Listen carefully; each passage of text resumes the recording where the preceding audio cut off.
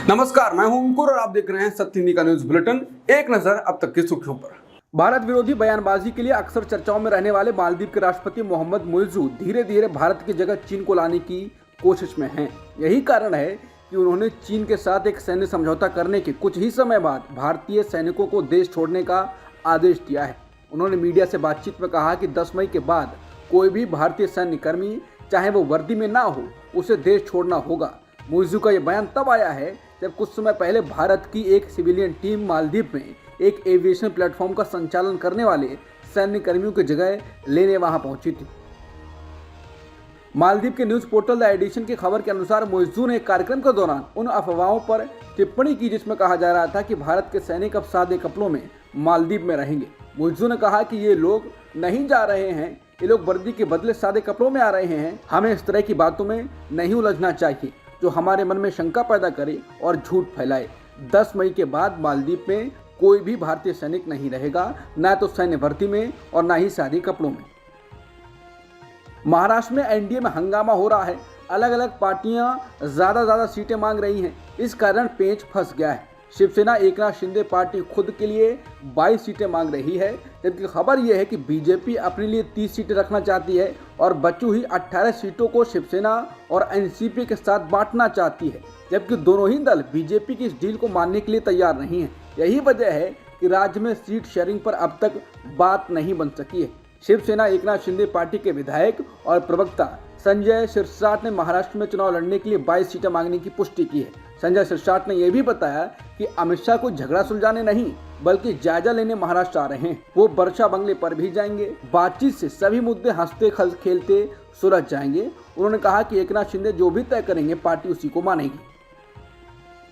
बिहार में भी एनडीए में सीट बंटवारे की तस्वीर अभी तक साफ नहीं हुई है। वहीं पटना की रैली के बाद इंडिया गठबंधन ने एक बड़ा संदेश जरूर दे दिया है। उधर बिहार में पीएम मोदी की रैली के बाद सवालों के बादल और घने हो गए हैं, क्योंकि पीएम मोदी की रैली से चिराग पासवान और उपेंद्र कुशवाहा गायब थे। चिराग पासवान जो पीएम मोदी का खुद को हनुमान कहते हैं, अभी तक उन्होंने अपना नाम के आगे मोदी का परिवार नहीं लिखा है।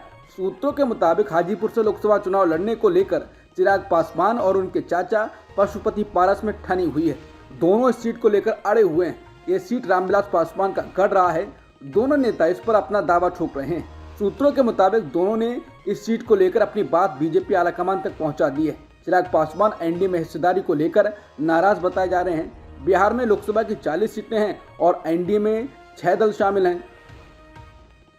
प्रधानमंत्री मोदी ने तेलंगाना में एक रैली के दौरान मीडिया पर बात की और तेलंगाना में जनता को परिवार कहकर पुकारा। पीएम मोदी बोले, आपको जानकर खुशी होगी कि आप जिस मोदी के परिवारजन है ना, इस परिवार का सिर कभी झुकने नहीं देगा।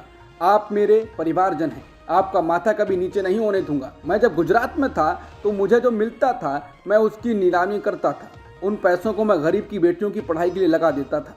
पीएम मोदी ने कहा कि आपको जानकर आनंद होगा, हमारे मीडिया वालों के लिए जो मैं बोल रहा हूँ वो खबरें नहीं होती हैं, क्योंकि अगर ये खबरें छप जाएं तो बाकी लोगों को बहुत नीचा दिखाना पड़ेगा, इसलिए ऐसी खबरों को दबा दिया जाता है। कलकत्ता हाईकोर्ट से इस्तीफा दे चुके जज अभिजीत गंगोपाध्याय ने मंगलवार को प्रेस कॉन्फ्रेंस की। बीजेपी में शामिल होने की तारीख पर गंगोपाध्याय ने कहा कि वो शायद 7 मार्च की दोपहर को बीजेपी में शामिल होंगे। गंगोपाध्याय से पूछा गया कि क्या वो लोकसभा चुनाव लड़ेंगे। इस पर अभिजीत गंगोपाध्याय ने कहा कि पार्टी तय करेगी कि मैं लोकसभा चुनाव लड़ूंगा या नहीं लड़ूंगा। बता दें, अपनी कई फैसलों के दौरान सत्तारूढ़ टीएमसी और उसकी सरकार के खिलाफ कड़ी टिप्पणियों के लिए अक्सर सुर्खियों में रहने वाले जज गंगोपाध्याय ने रविवार को ही ऐलान किया था कि सोमवार को हाईकोर्ट के जज के तौर पर उनका आखिरी दिन होगा। अब उनके बीजेपी में शामिल होने के ऐलान पर लोग कह रहे हैं तो ये हाईकोर्ट में भी बीजेपी के हिसाब से आदेश पारित करते होंगे। सुप्रीम कोर्ट ने कर्नाटक के डिप्टी सीएम डीके शिवकुमार के खिलाफ मनी लॉन्ड्रिंग केस को खारिज कर दिया है। ये केस साल 2018 का है। इसी केस को लेकर सितंबर 2019 में डीके शिवकुमार को ईडी ने गिरफ्तार भी किया था। ईडी ने यह मामला आयकर विभाग की शिकायत पर दर्ज किया था। ये मामला 8.33 करोड़ रुपए का है। ये रकम आयकर विभाग के अधिकारियों को कथित तौर पर दिल्ली के उस अपार्टमेंट से मिली थी जहां शिवकुमार रुके हुए थे। हालांकि शिवकुमार का कहना है कि उनका इस पैसों से कोई लेना देना नहीं है। राहुल गांधी ने आरोप लगाया है कि प्रधानमंत्री मोदी ने चंदे के धंधे को छिपाने की पूरी ताकत झोंक दी है। इलेक्टोरल बॉन्ड की जानकारी सार्वजनिक करने के लिए एसबीआई द्वारा 4 महीने का समय मांगे जाने को लेकर राहुल ने कहा है कि चुनाव से पहले मोदी के असली चेहरे को छिपाने का ये अंतिम प्रयास है। राहुल गांधी ने आरोप लगाया है कि एक क्लिक पर निकाली जा सकने वाली जानकारी के लिए 30 जून तक का समय मांगना बताता है कि दाल में कुछ काला नहीं है, पूरी दाल ही काली है। कांग्रेस नेता ने पूछा है कि जब सुप्रीम कोर्ट ने कहा है कि इलेक्टोरल बॉन्ड का सच जानना देशवासियों का हक है, तब एसबीआई क्यों चाहता है कि चुनाव से पहले ये जानकारी सार्वजनिक ना हो पाए। राहुल गांधी ने आरोप लगाया है कि देश की हर स्वतंत्र संस्था मोडानी परिवार बनकर उनके भ्रष्टाचार पर पर्दा डालने में लगी हुई है। कांग्रेस ने मंगलवार को एसबीआई द्वारा चुनावी बॉन्ड की जानकारी का खुलासा करने के लिए अधिक समय मांगने के लिए सुप्रीम कोर्ट में याचिका दायर करने पर केंद्र पर हमला किया और आरोप लगाया कि मोदी सरकार अपने संदिग्ध लेन देन को छिपाने के लिए देश के सबसे बड़े बैंक को ढाल के रूप में इस्तेमाल कर रही है। बता दें, एसबीआई ने सोमवार को सुप्रीम कोर्ट में याचिका दायर कर जानकारी देने के लिए 30 जून तक की मोहलत मांगी थी। इस पर खड़गे ने पूछा है कि क्या सरकार आसानी से भाजपा के संदिग्ध सौदों को नहीं छिपा रही है, जहां राजमार्गों, बंदरगाहों, हवाई अड्डों, बिजली प्लांट्स आदि को प्रधानमंत्री मोदी के करीबियों को सौंप दिए गए थे।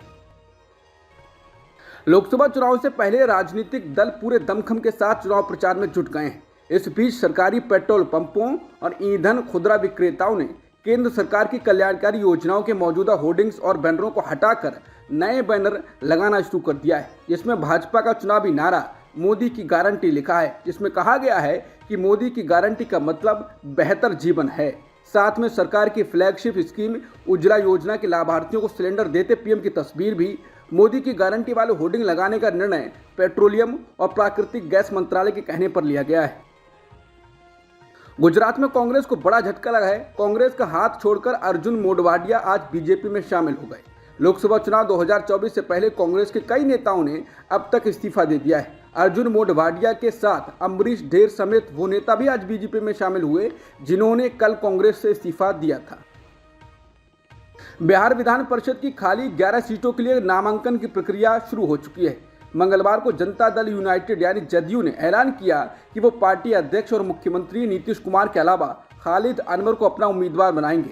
नीतीश कुमार ने अपना नामांकन दाखिल कर दिया है। नीतीश कुमार लगातार चौथी बार विधान परिषद के सदस्य चुने जाएंगे। विधान परिषद के इस द्विवार्षिक चुनाव में जदयू को 2 सीटें मिली हैं।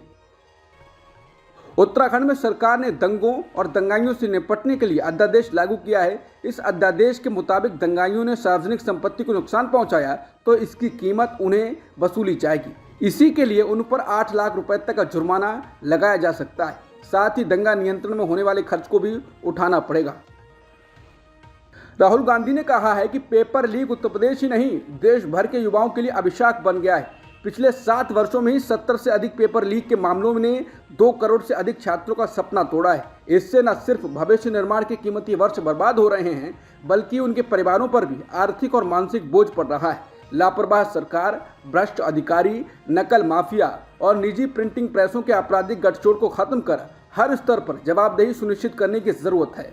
राहुल ने कहा, जब मैंने छात्रों से बातचीत की तो उन्होंने मुझे बताया कि पेपर लीक की 3 मुख्य वजह हैं: बिका हुआ सरकारी तंत्र, निजी प्रिंटिंग प्रेस और भ्रष्टाचार का अड्डा बन चुके अधीनस्थ सेवा चयन आयोग।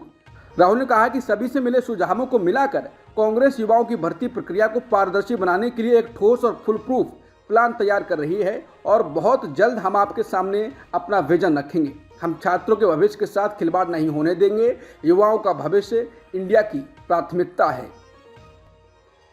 उत्तर प्रदेश पुलिस भर्ती पेपर लीक मामले को लेकर यूपी सरकार ने बड़ा एक्शन लिया है। भर्ती बोर्ड के अध्यक्ष रेणुका मिश्रा को पद से हटा दिया गया है और राजीव कृष्ण को भर्ती बोर्ड की जिम्मेदारी दी गई है। उत्तर प्रदेश में 60,000 से अधिक कांस्टेबल भर्ती पदों के लिए 48 लाख से अधिक उम्मीदवारों ने भाग लिया था। पेपर लीक होने के बाद परीक्षा रद्द कर दी गई थी। ये परीक्षा दोबारा से 6 महीने बाद आयोजित की जाएगी। बेंगलुरु की जेल में आतंकी बनाए जाने के मामले में एनआईए एक्शन मोड में है। मंगलवार को एनआईए ने एक साथ 17 ठिकानों पर छापेमारी की है।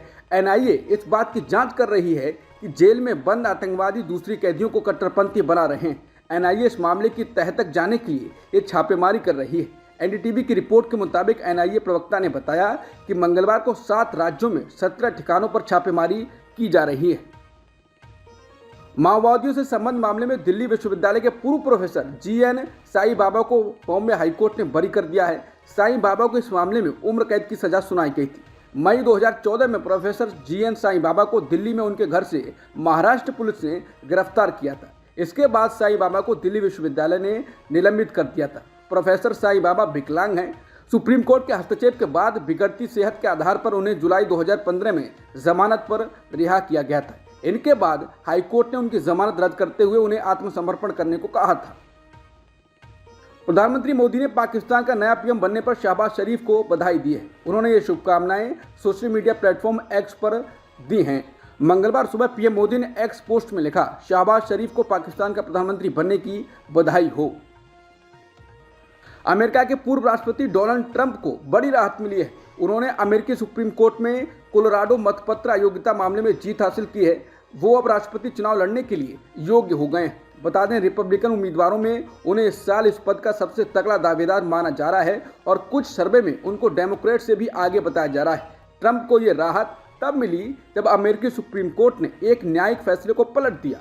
पहले के न्यायिक फैसले ने उन्हें 6 जनवरी 2021 को कैपिटल हिल बिल्डिंग हमले के लिए उकसाने और समर्थन करने के लिए विद्रोह से जुड़े संवैधानिक प्रावधान के तहत कोलोराडो के मतदान से बाहर कर दिया था।